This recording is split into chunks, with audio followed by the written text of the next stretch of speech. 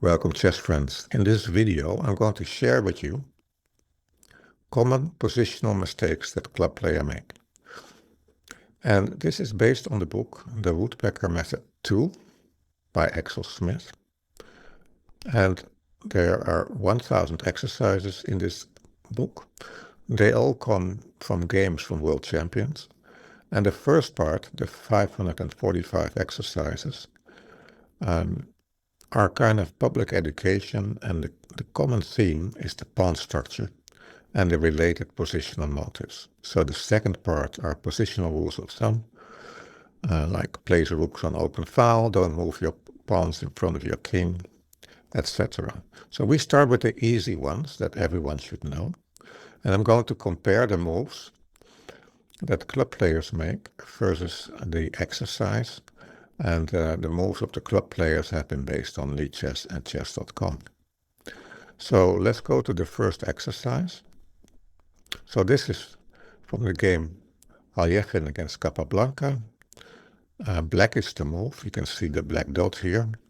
So the question is, what would you play? And I'm going to toggle between notation and then no notation. So first you can solve it for yourself, and then I show the solution. So most players in this position as black, castle short. So what is the necessary move to play in this position? So you can see, so this is how I populate the exercise. So castle has been played in 46 games, 21%. And the right move to play here is f6. So one of the things, of course, when you look at the pawn structure, what do we see? This is a typical pawn structure from the French defense. And in the French defense, the timing of the pawn break f6 is critical. And you can see in this position that a lot of black players, they just finish their development and castle short. So now the question is, why is actually castling so bad?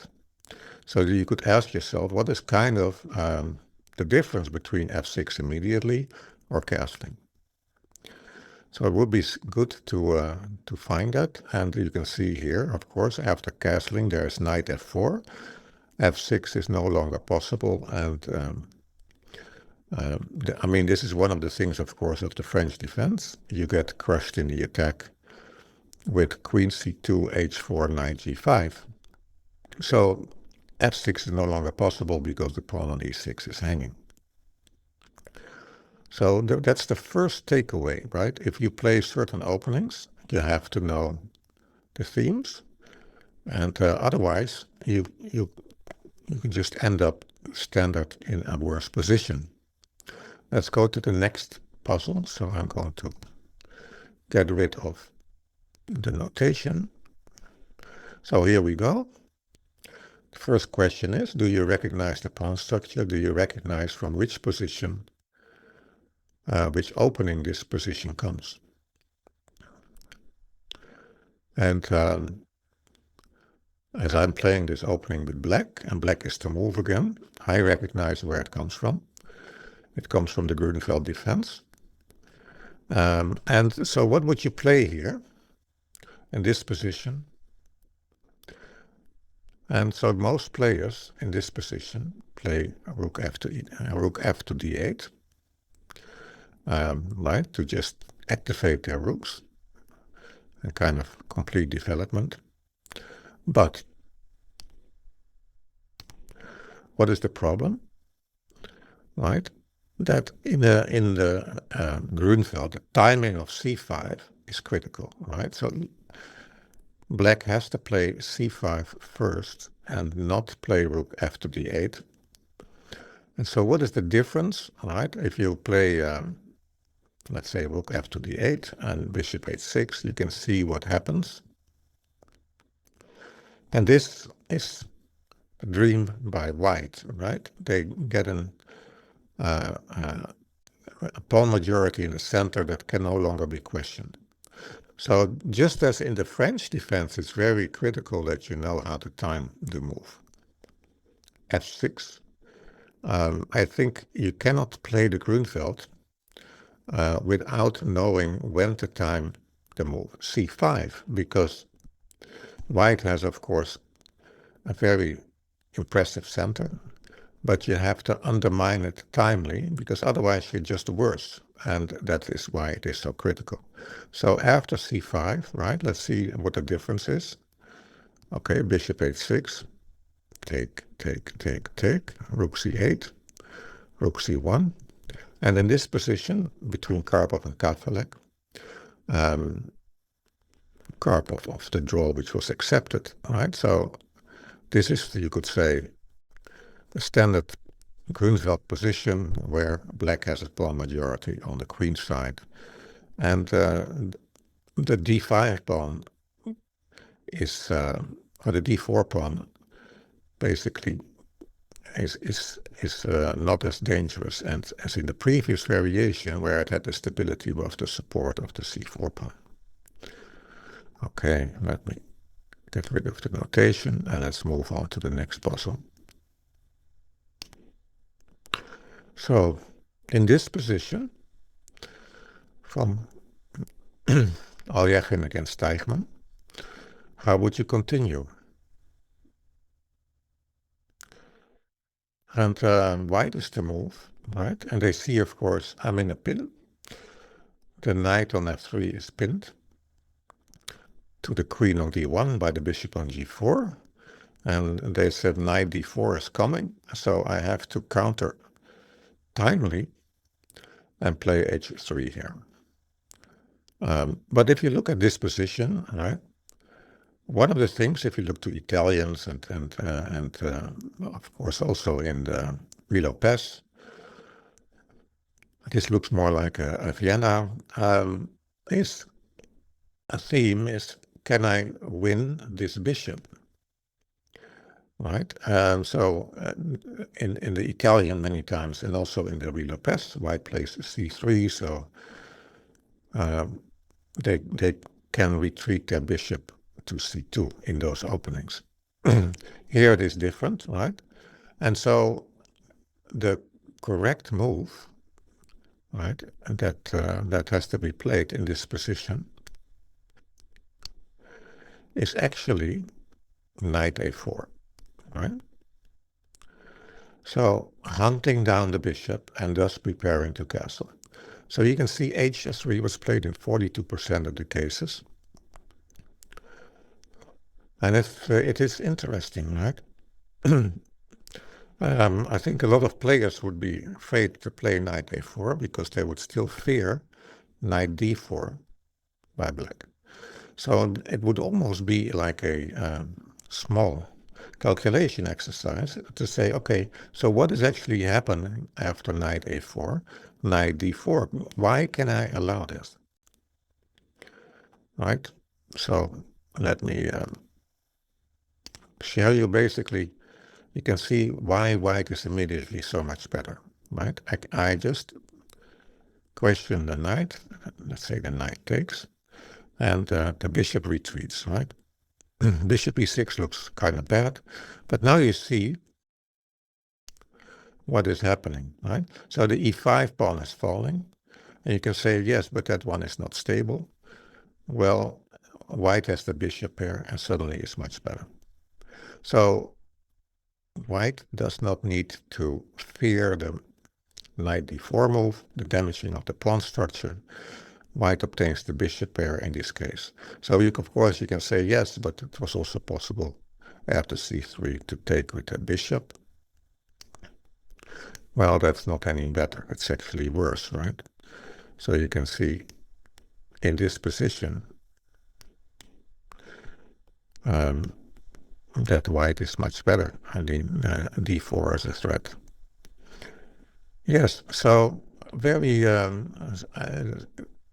interesting. So related to the opening, again, is when you play the Ruy Lopez, when you play the Italian, and you can win the bishop with knight a5 or with knight a4. Generally speaking, you try to do that. In this case, it has to be supported by concrete calculation and evaluating the move knight d4 and whether that's actually a threat.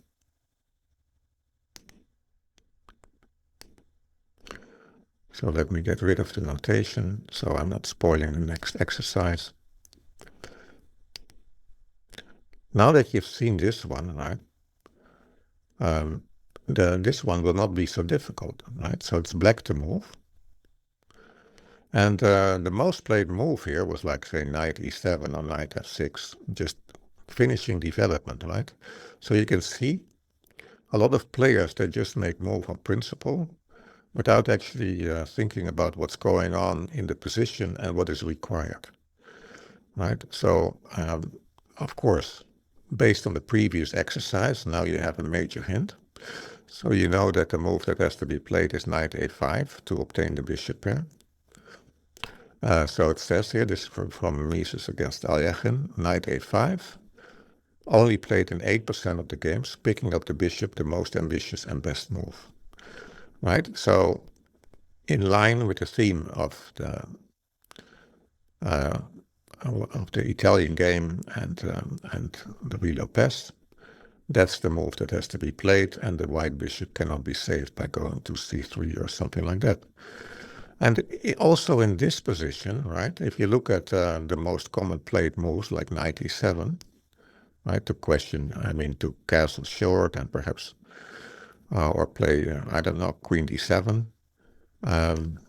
actually it runs immediately into trouble, right? You can see that after a move like this, right, as for instance a move like knight g5, immediately putting pressure on the black position. So knight a5 was necessary, and this is again a combination of common knowledge about the themes in the opening, combined with concrete analysis about basically what the position requires and whether this theme is possible in this position. Knight a5. Okay.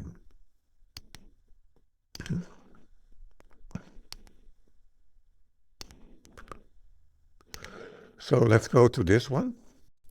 Do you recognize from which opening this is? Black is to move.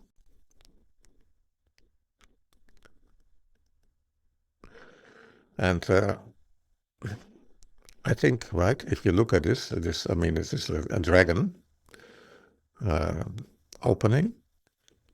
And what are the themes in the dragon, right? So that could be also, besides the pawn structure, a question to ask yourself. And of course, the theme in the dragon is opposite side castling and who mates the other side first. And you can accelerate, of course, your attack by sacrifices. And so what would you play here as black? And the most common played move, right? So if you have thought about it, is here knight c4, right? And what is actually required in the position? And the only move that keeps black into the game and gets like a very unbalanced position is rook takes c3, right? And of course it's also notice that queen takes c3, knight takes f3 is not possible for white because of the pin of the bishop on g7 on the knight on d4. So b takes c3, and then queen c7, right? The exchange sacrifice is the only option to offer a fighting chance, right? So that's what is necessary in this. So an exchange sacrifice to keep the fight going. But most played is knight c4, right? And if you look to knight c4, after this, it's basically, and I think that's quite interesting, it's basically the attack of white is just too strong, right? White is threatening all kind of things like, for instance, rook takes h5 is in the position. And it's gone just to strengthen their, black is just too slow, right? So rook g5 is, you can see it's like plus 2.5 at the moment. White is just going to play rook g1, threatens to take on h5, and if the knight moves, going to play h5 themselves by pushing the pawn. and white wins in the attack. So again, what we have seen so far, right, is the French and the break f6. We have seen the Grünfeld with the break c5. We have seen, you could say, the Ruy Lopez and the Italian game with the typical knight a5, knight a4 to obtain the bishop pair. Now we see the dragon, where we have to look at the standard sacrifice, rook takes c3, and to accelerate our attack in this opposite side castling game. So here, right, this is from Lasker against McKay, and this was from a simul. You can see 6 times, right, this knight is under attack. Black retreated it, so never considered in the games by club players, rook takes c3. And that is the move that is required in this position. So again, we have a dragon, the exchange sacrifice on c3 is like a typical maneuver in the dragon. Knight e8 is way too passive. So rook takes c3 had to be played, and also the black player in the simul actually did this. And after b takes c3, knight takes e4. Black is better. Also notice, right, if you think about this, rook takes e3, that black is just perfectly fine. This rook is not trapped. It's threatening to take on h3, it's threatening to take on e4. So you have to support it again by concrete calculation. But the position requires you to play rook takes c3.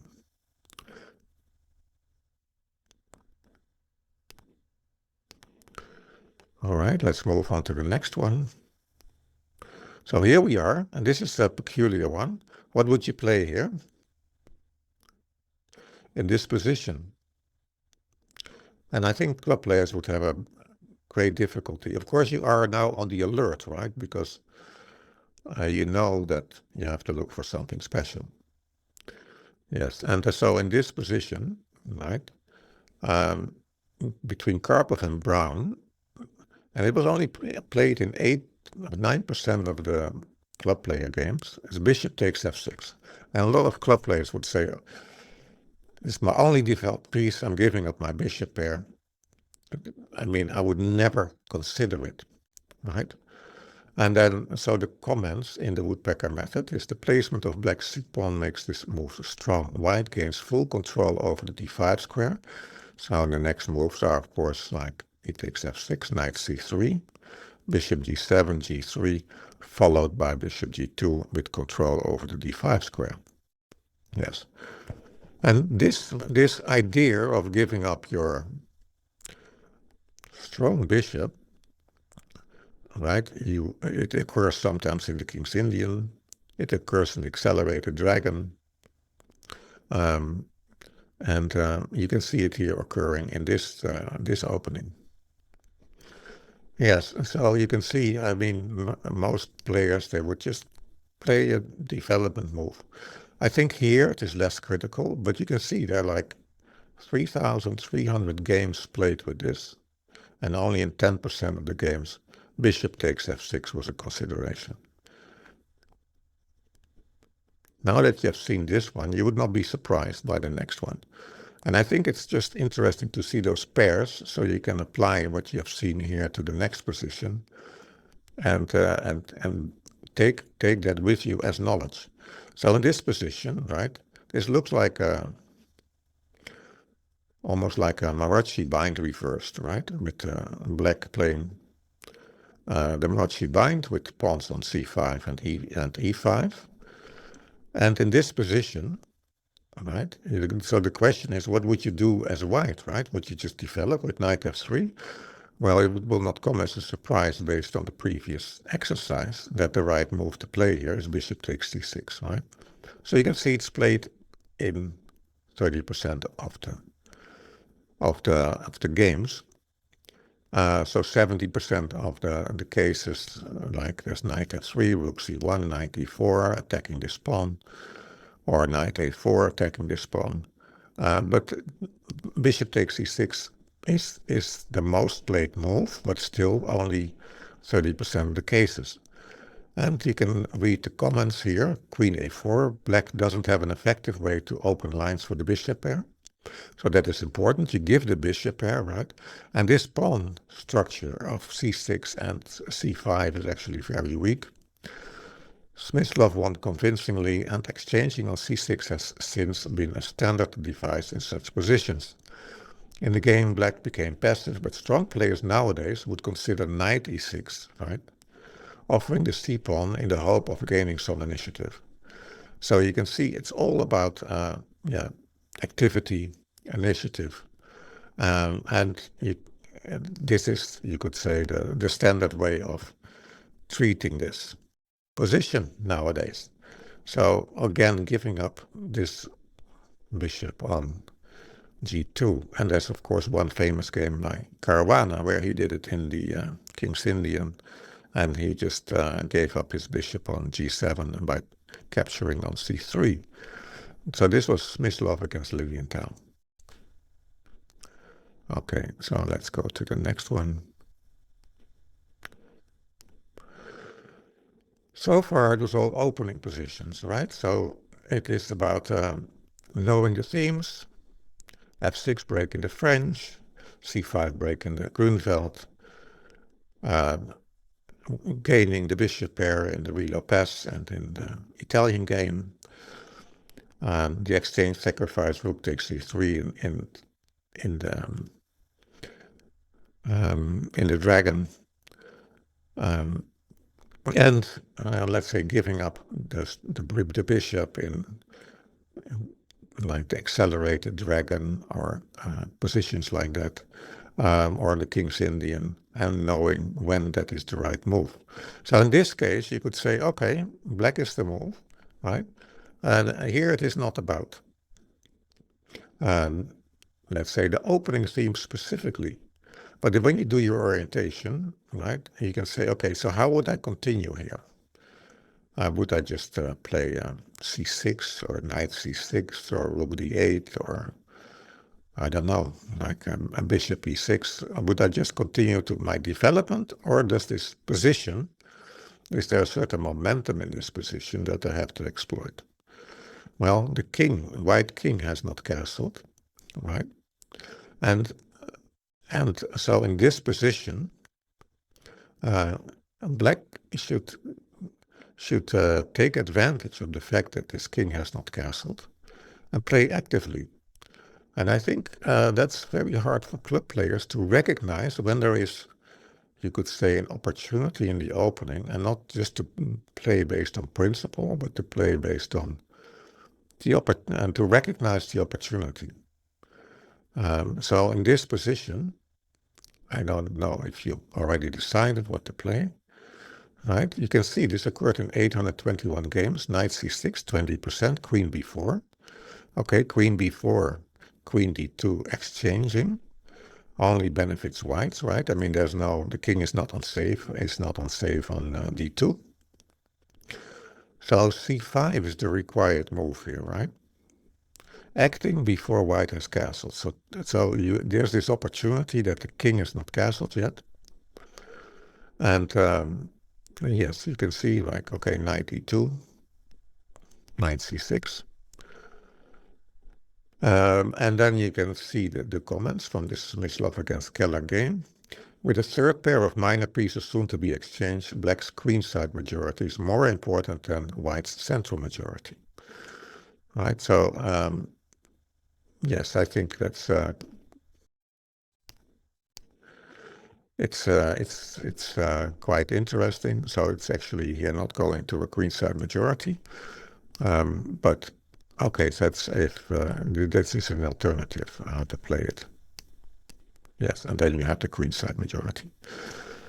Yes, so you can see most players would just, I mean, say, okay, I'm going to exchange queens. I'm going to get into this Karlsbad structure and just solidify my pawn structure and then complete development.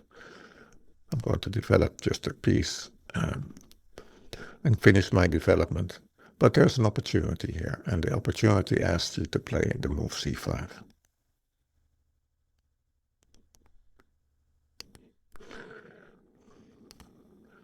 And this is the next position from Smyslov against Koch.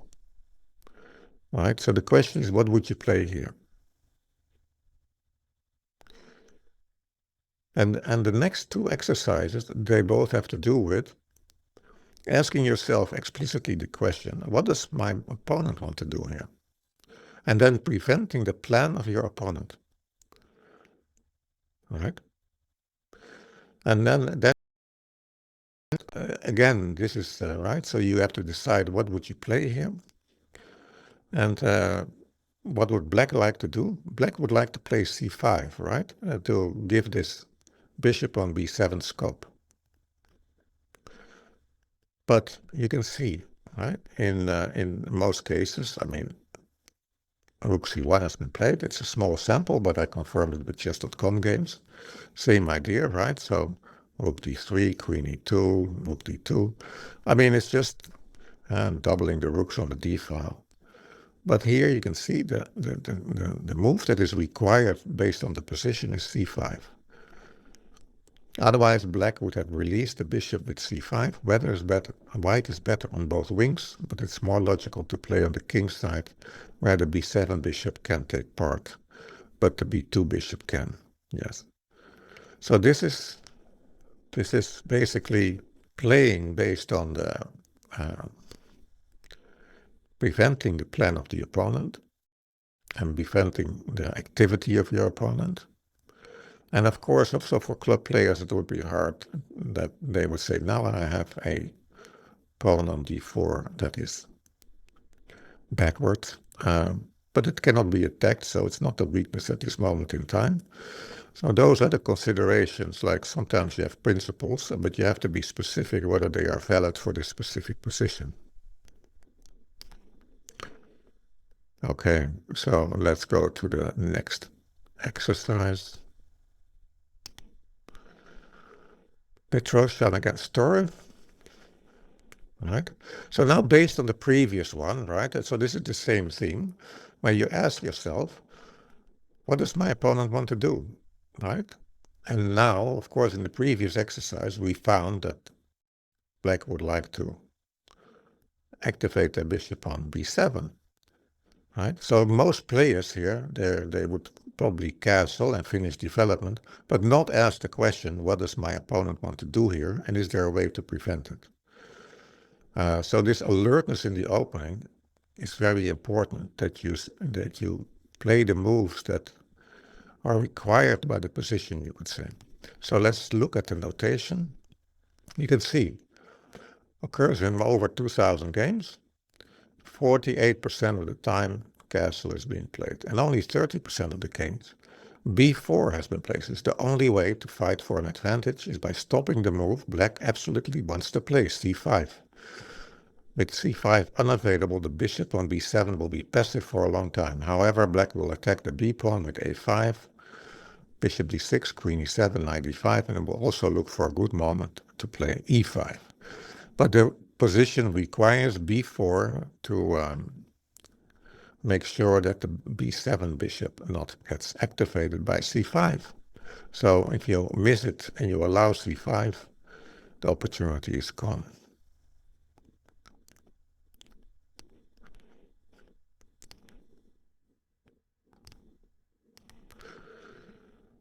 Yes, so this is Aljachin against Grünfeld.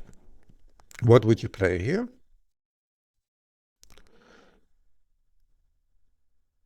And so, right, I mean, most likely the last move was d takes c4. And so white players say, okay, I have to regain my pawn. Let me play queen a4, followed by queen c4. And then we go from there. But that's not the priority in this position. Can you see what is actually stronger? And it's, of course, a common theme in a lot of openings, like in my Tal Khan, but also in other openings. And that is this bishop, and to chase this bishop. Right? So this position requires the move g4. So in 40% of the cases, right, queen a4 is being played. And then c6 and knight f6. And the opportunity is kind of gone to play g4. So after g4, right, white can exchange on g6. So this is Aljechin against Grünfeld from 1926. Bishop g6, h4. The threat is that this bishop gets trapped. So this pawn is not a priority in this. Regaining the pawn is not a priority. Basically, this gives white a very large advantage, right? So f6, queen a4. So in this position, knight c6 is not possible. So we first do this check, and then afterwards we take here. And white is positionally winning.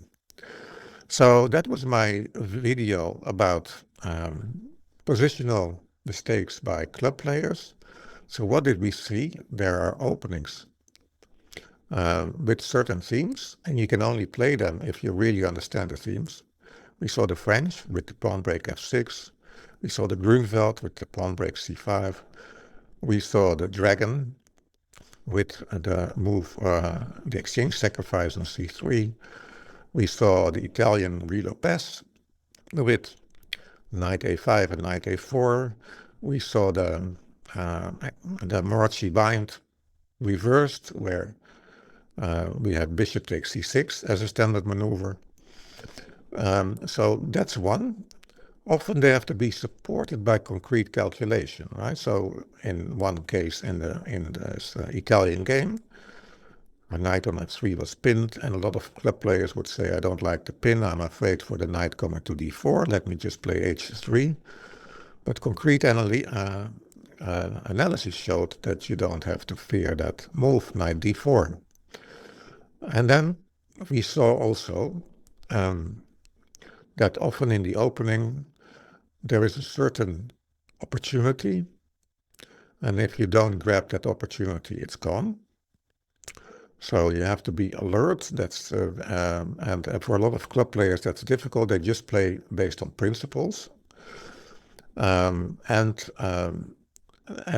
often they are also related to thinking about what does my opponent want to achieve and how can I prevent it. So instead of just finishing your development, ask yourself the question at every move: what does my opponent want to achieve here? And is there a way I can prevent it? So we saw these moves like b4 and c5 to make sure that black did not have the pawn break. So that's very important also in the opening, not to only play based on principle, but to think about what is my opponent's plan and how can I prevent them from achieving that plan. Thank you for watching. I hope you subscribe and have a good weekend. Bye, everyone.